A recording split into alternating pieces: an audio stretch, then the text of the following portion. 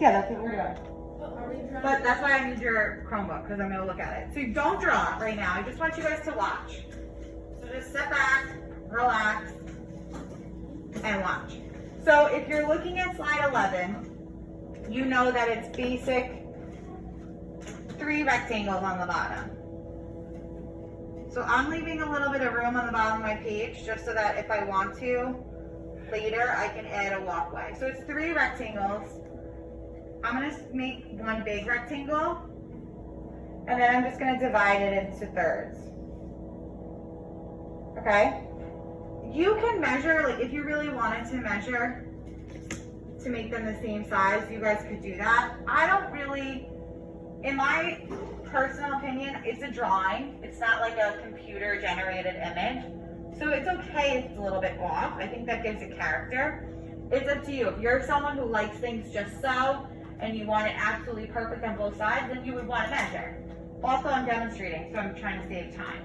So then I know that there's 3 larger rectangles on top. So I'm gonna, again, just make one big one first, and I'll deal with making, the one thing I would do is make sure things are the same height. But you can just eyeball that. You don't have to measure. Okay, that's pretty even. And then there's a skinny rectangle in the middle. I'm thinking that this is going to be the door. And then these shapes above come out a little bit. And then there's this angle here. It's helpful to have a ruler. Okay. And then again, there's a smaller one above.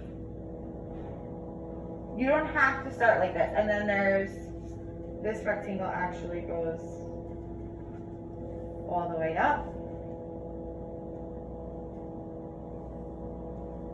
And then there's, I wouldn't even call these rectangles. They're kind of like squares on there, but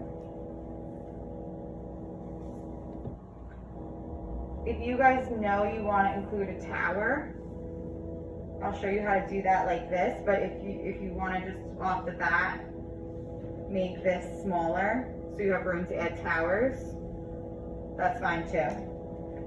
And then there's another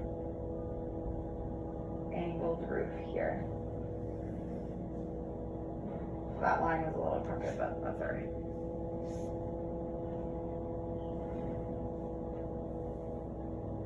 And then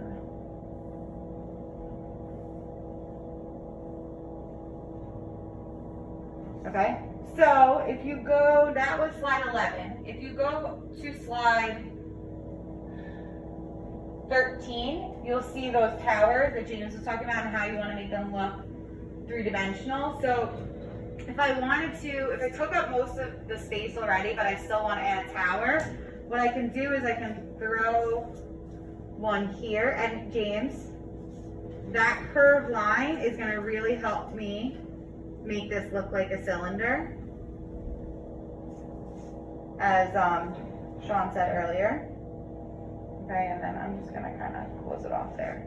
And then same thing, whenever you're adding windows onto like a cylinder shape like that, so say we don't really have a room for a window here, but you would do the same thing, curved line.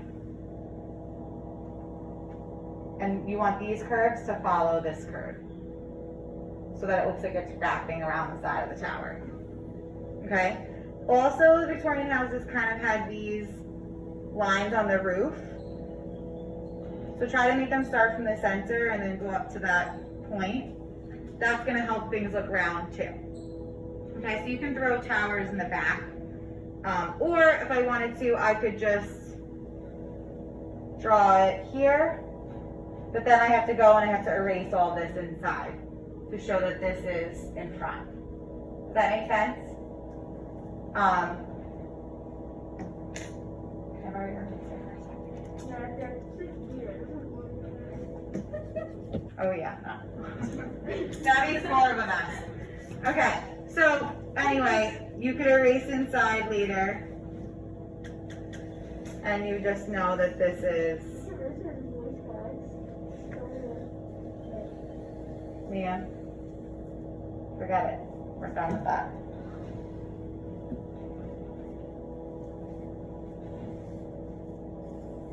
Okay, and then, you know, I'm not going to trace all that right now. But then from here on slide 12 and 13, you can look at that to add your details. So these, they call them fish scale shingles because they're kind of like this bumpy line that looks like scales. They were a key component or key element in Victorian houses. So you could make all of the roof shingles like this, or you can explore different shingles. Victorian houses were like super over the top. So it wouldn't be, I don't think, uncommon for one of the sets of shingles to be like this and another set to be like square or rectangle shingles. You could add like a circular window up here. You could add, okay, this is what I want to talk about here. If I add these bay windows here, which were again common in Victorian homes, this is how we had a window, right? Rectangle, these vertical and horizontal lines in between. However, do they look detailed to you? No, they're super boring. So what you might want to do is kind of give these little lines coming off the side. Again, this will help make it look 3D, and I didn't really leave that much room in between.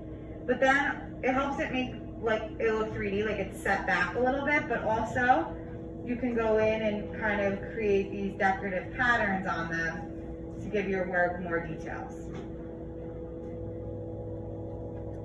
Okay, if you want to have a door here and you want to have columns, you could add the columns right here next to the door.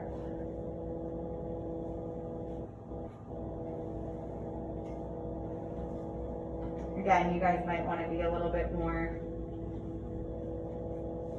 measured about it than I'm being right now. Well, it looks really hard, but if you guys think about it just in terms of basic shapes and tackle it one shape at a time, it's really going to seem a lot easier and more manageable. Okay, so here's my door. I can make like a creative window here. My doorknob. This maybe I want to make. Let me look back to the slide and see if there's anything fun that I want to do for that.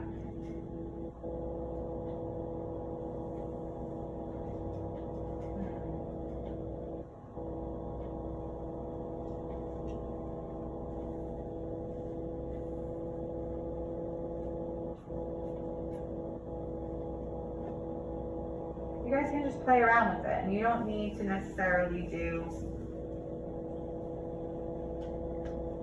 anything from one slide. You can take lots of things from different slides.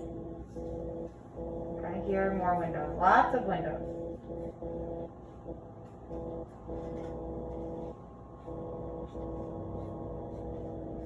And then you can add on to the decorations later. Yes, so if you want to start from slide 11, you can. However, if you like a bigger one, you can do that. Just know that it's going to be different shapes. So some of them are, this was one I did in another class. So it was the same slide 11 starting point. I think that's the easiest way to start, and then from there you can add on unique things from different slides to make it your own.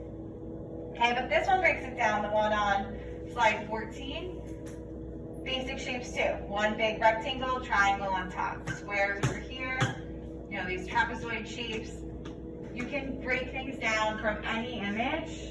Everything is made up of basic lines and shapes. Should we start from like the orange and the north side, or should we like go start from one side and go? Where should we start from? So, good question. I'm glad you asked that because I covered that last class, but I didn't mention it this time. I left room on the bottom, so what I would do is then add stairs down here or like some kind of walkway like this. And you could get really creative with like the bricks on the walkway and maybe put like pumpkins or graves or things like that in the yard. But if you don't really want to focus on the front yard or the walkway, have your house start all the way at the bottom. And depending on, to answer your question about the space side to side, make this smaller if you want to have towers on the side. So make it come in more, so leave enough space on either side for a tower. That's all you have to do. Yes. Can I borrow a ruler? Yeah, rulers are right by the phone. You guys can hold on to it for the length of the project and then return it later.